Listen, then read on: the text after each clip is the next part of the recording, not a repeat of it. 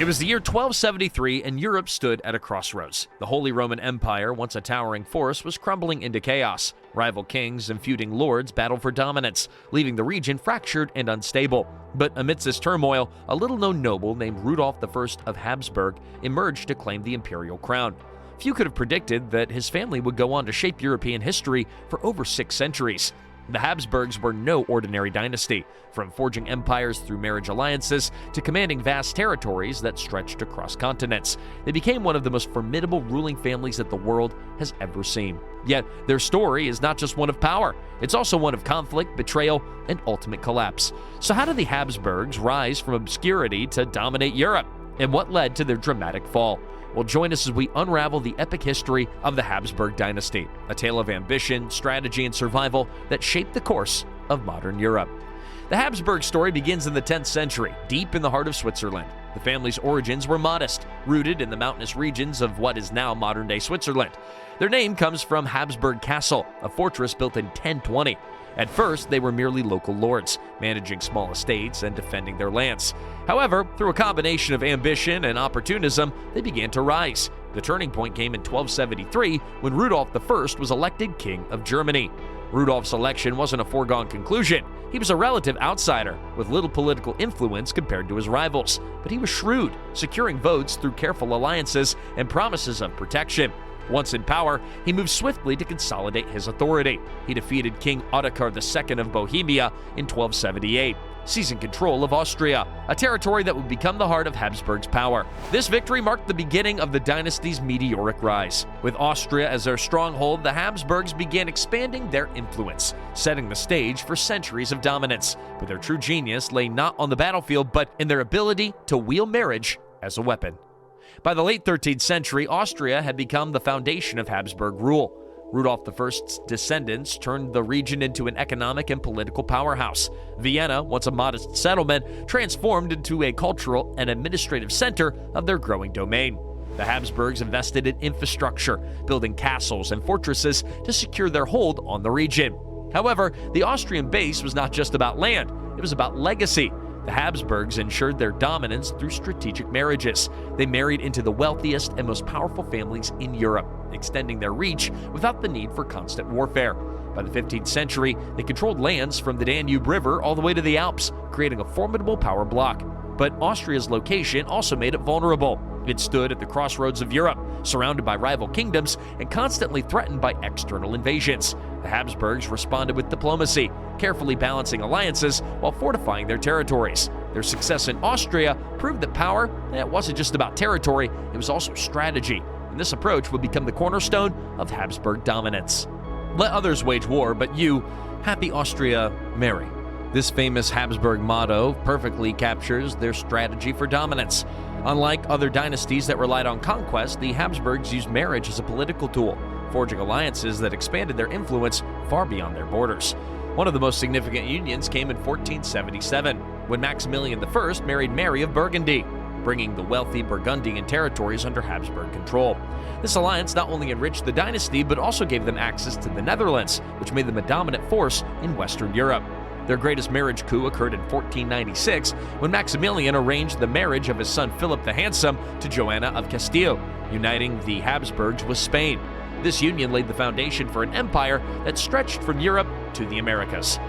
Through marriages, the Habsburgs gained territory in Hungary, Bohemia, and Italy, assembling an empire without firing a single shot.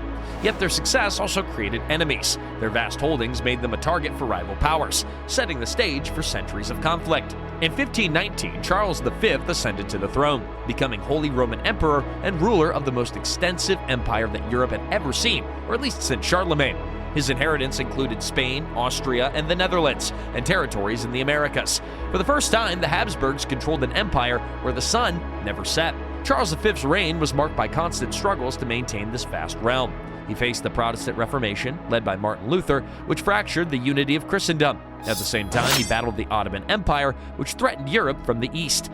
Despite these challenges, Charles V managed to defend Habsburg territories, winning key battles like Pavia in 1525, where he captured the King of France. Yet, the strain of governing such a massive empire took its toll. In 1556, Charles abdicated, splitting his empire between his brother Ferdinand and his son Philip II.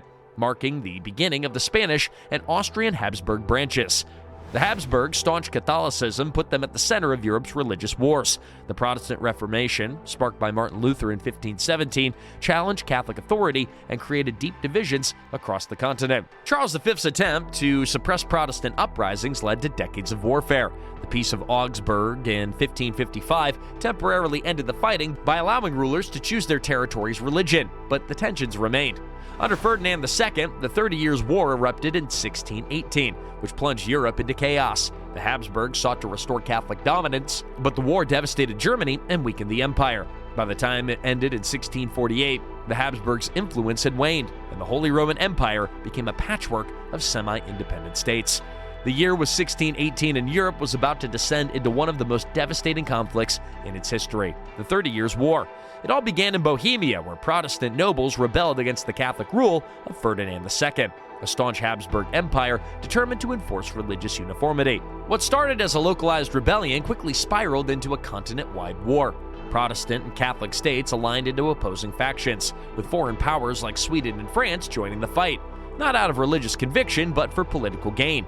Ferdinand's Habsburg forces initially made gains, securing victories like the Battle of White Mountain in 1620, but the war dragged on. As cities burned and populations were decimated by famine and disease, the Habsburgs struggled to hold their fragmented empire together. By the time the Treaty of Westphalia was signed in 1648, ending the war, the Holy Roman Empire was left in ruins. Though the Habsburgs retained Austria and much of their influence, their dream of a unified Catholic Europe was shattered. This war marked a turning point. Europe began transitioning away from religious empires and now toward more secular states. Now, while Austria reeled in the aftermath of the 30 Years' War, the Spanish Habsburgs faced their own struggles. Their golden age, fueled by wealth from the Americas, began to crumble under poor leadership and economic mismanagement. The decline of Spain's Habsburg line can be traced to Philip IV and Charles II, whose reigns were plagued by military defeats and internal instability. Spain's once mighty armada was shattered, and its colonial dominance waned. Worse still, generations of inbreeding led to health problems, leaving Charles II without an heir. Now, when Charles II died in 1700, the War of the Spanish Succession erupted. Rival European powers, fearing Habsburg domination, fought to prevent the control of Spain. Now, the war ended in 1714 with the Treaty of Utrecht, which stripped Spain of its European territories and ended the Spanish Habsburg line. Though weakened, the Austrian Habsburgs remained standing. They pivoted to focus on Central Europe, attempting to rebuild their legacy even as Spain fell in prominence. Now, by the 18th century, Austria had become the heart of Habsburg power. It was Maria Theresa, crowned in 1740, who led the dynasty's resurgence. Facing the War of Austrian Succession, Maria Theresa defended her claim to the throne and solidified her authority. Her reforms modernized Austria. She centralized administration, improved taxation, and invested in education. Her son, Joseph II, continued her work, pushing radical reforms like religious tolerance and the abolition of serfdom. Now, despite these successes, Austria faced constant threats from Prussia, a rising power led by Frederick the Great. Their rivalry culminated in the 7 Years' War, which left Austria weakened but intact. Maria Theresa's reign cemented the Habsburgs as modern rulers, blending tradition with reform. Yet, even as Austria rose, nationalism began to stir among its diverse subjects, foreshadowing future challenges. Now, in 1804, a new threat emerged: Napoleon Bonaparte. The French general's ambition shook Europe, and the Habsburgs found themselves at the center of a storm. Francis II, the last Holy Roman Emperor, struggled to contain Napoleon's advances. After suffering humiliating defeats, including at Austerlitz in 1805, Francis dissolved the Holy Roman Empire in 1806, ending over 1,000 years of imperial history. However, the Habsburgs were not finished. Francis declared himself Emperor of Austria, shifting focus from the shattered Holy Roman Empire to building a new Austrian identity. This survival strategy, it kept the dynasty alive, but Napoleon's rise exposed the fragility of old monarchies. The Habsburgs had to adapt quickly to the age of revolution and reform. Now, by 1867, growing nationalist movements forced the Habsburgs to make a dramatic compromise. Austria transformed into the Austro-Hungarian Empire, granting Hungary equal status within a dual monarchy.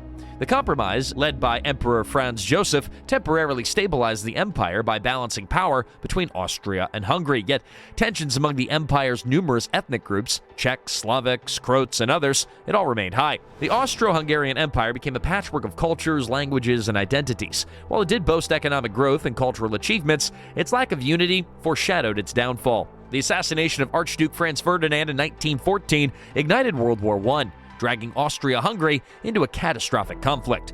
Fighting on multiple fronts, the empire struggled to maintain its vast, diverse territories. Economic collapse, military defeats, and internal revolts tore it apart. Now, by 1918, the war had ended, and so did the Habsburg Empire. Austria-Hungary fractured into smaller nations, marking the end of over 600 years of Habsburg rule. Now, though their empire did crumble, the Habsburg legacy endures. Their palaces, like Schönbrunn and Hofburg, all remain symbols of grandeur.